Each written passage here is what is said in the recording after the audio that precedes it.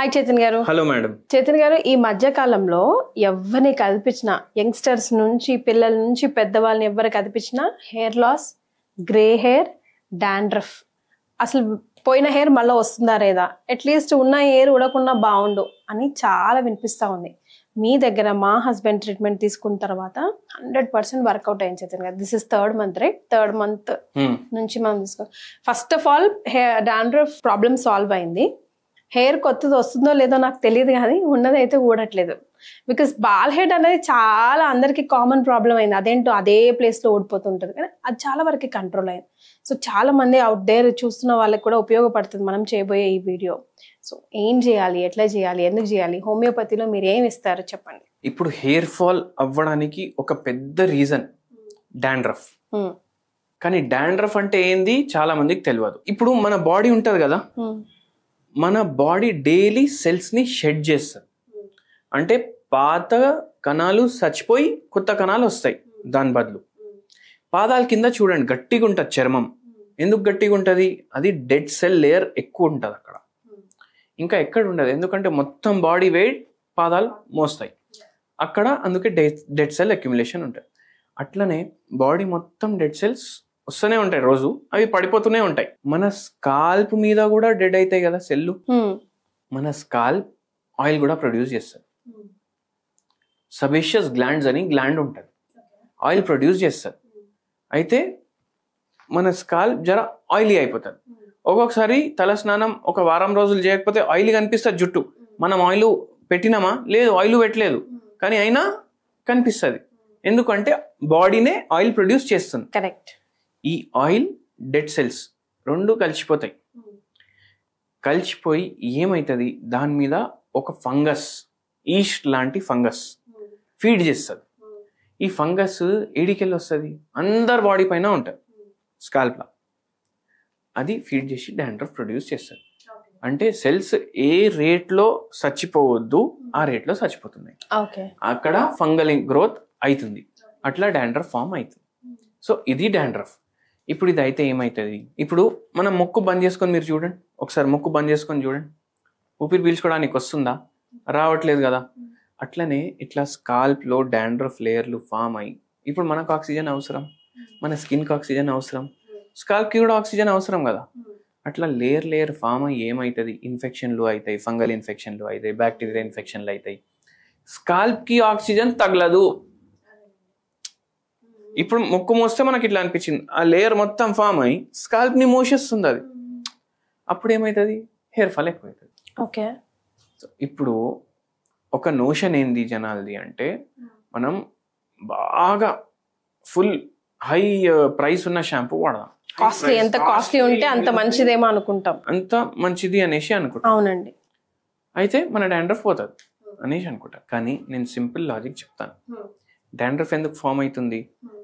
మీ cells తొందరగా చచ్చిపోతున్నాయి, అది ఆయిల్ తోటి కలుస్తుంది. అయితే ఆయిల్ సెక్రీషన్ కరెక్ట్ చేసుకుంటే, సెల్స్ చచ్చిపోయే విధానం కరెక్ట్ చేసుకుంటే తగ్గిపోతుంది. అయితే ఇది ఎందుకు అవుతుంది? హార్మోనల్ ఇంబ్యాలెన్సెస్ వల్ల అవుతుంది. బయట ఏడ పడితే ఆడ తినడం, వాడు ఏం ఆయిల్ వాడుతున్నారు, ఎట్లా వాడుతున్నారు ఏం తెలుసుకోలేక తినడం, ట్రాన్స్ ఫ్యాట్స్ ఎక్కువ పోవడం, ఫుడ్ కలర్లు ఎక్కువ పోవడం, ప్రాసెస్డ్ ఫుడ్లు ఎక్కువ పోవడం, వీటితోటి అది ప్రాబ్లం అవుతుంది. ఒక్కొక్కసారి స్ట్రెస్ వల్ల కూడా డాండ్రఫ్ వస్తుంది, తెలుసా మీకు? స్ట్రెస్ వల్ల ఎట్లా వస్తుంది అనేసి అందరికి డౌట్ వస్తుంది కదా. స్ట్రెస్ ఎక్కువైంది అనుకోండి, హార్మోనల్ ఇంబ్యాలెన్స్ అవుతుందా కాదా? హార్మోనల్ ఇంబ్యాలెన్స్ అయితే ఆయిల్ సెక్రేషన్ పెరిగిపోతుంది, ఆ సెల్స్ చచ్చిపోయే విధానం పెరిగిపోతుంది, దానివల్ల అవుతుంది.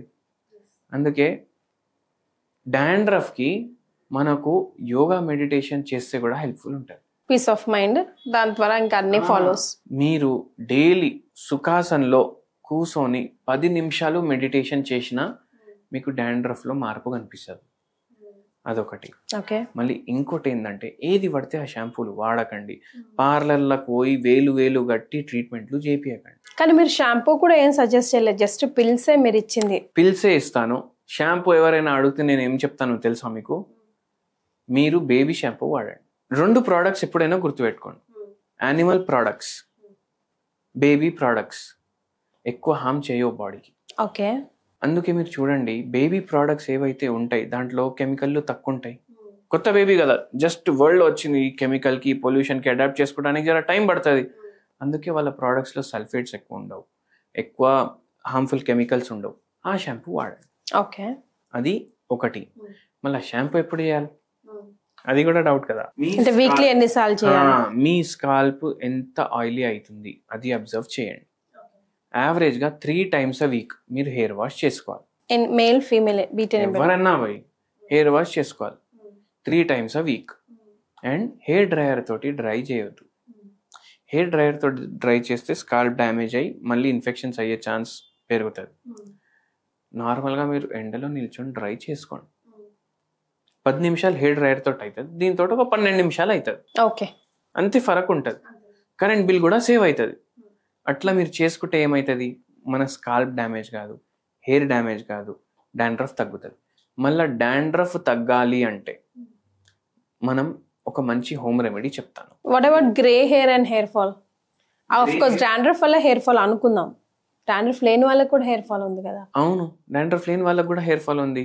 ఇప్పుడు హెయిర్ డ్రైయర్ వాడతారు, ఏదో కెమికల్ ఉన్న షాంపూలు వాడతారు, హెయిర్ స్ట్రైట్నింగ్ చేస్తారు, స్ట్రెస్ ఉంటుంది, సరిగా పడుకో, ఇవన్నిటి వల్ల కూడా హెయిర్ ఫాల్ అవుతారు. అయితే వారానికి 3 సార్లు బేబీ షాంపూతో వాష్ చేసుకోవాలి, ఎండలో నిల్చొని డ్రై చేసుకోవాలి. ఓకే, మళ్ళీ దాని తర్వాత ఇవి 2 హెయిర్ ఫాల్ కి కూడా పనిచేస్తాయి, డాండ్రఫ్ కి కూడా పనిచేస్తాయి. మళ్ళీ ఏం చేయాలంటే daily 1 glass morning water, 1 glass of water, దాంట్లో నిమ్మకాయ రసం, దాల్చిని చెక్క పౌడర్ ఎంత ఒక పించ్ వేసి తాగండి. ఇది కూడా హెల్ప్ చేస్తుంది.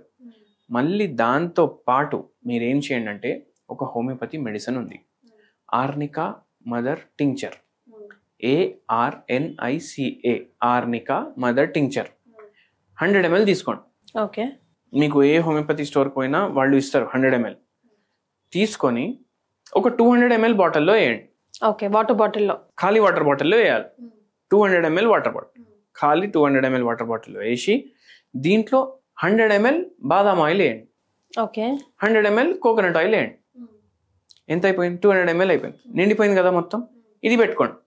ఎప్పుడు మీరు రేపు హెడ్ వాష్ చేస్తున్నారు అనుకోండి, ఇవాళ నైట్ మీరు ఇది మంచిగా షేక్ చేసి అప్లై చేసి పడుకోవాలి. ఓకే, ఇట్లా చేయడం వల్ల మీకు డాండ్రఫ్ లో మార్పు కనిపిస్తుంది, గ్రే హెయిర్ లో మార్పు కనిపిస్తుంది, మళ్ళీ దాని తర్వాత హెయిర్ ఫాల్ లో కూడా మార్పు కనిపిస్తుంది. వావ్. అయినా ఇది మాక్సిమం చాలా మందికి పనిచేయాలి, అయినా పనిచేస్తలేదు అనుకోండి, అప్పుడు ఏంది, మీరు మన దగ్గర రావచ్చు. అయితే ఏమవుతుంది, మనం పర్సనలైజ్ గా కన్సల్టేషన్ ఇస్తాం, మనిషి ప్రకృతిని బట్టి మనం మందులు ఇస్తాం, అప్పుడు మీ ప్రాబ్లమ్స్ రివర్స్ అవుతాయి. ఎస్. సో చేతన్ గారు చెప్పిన మాటలు విన్నారు కదా, మీకు ఎలా అనిపించిందో ఒకసారి మా మెడిసిన్ నేమ్ కూడా చెప్పారు కదా, ట్రై చేయండి, కమెంట్ చేయండి. Thank you so much Chetan గారు.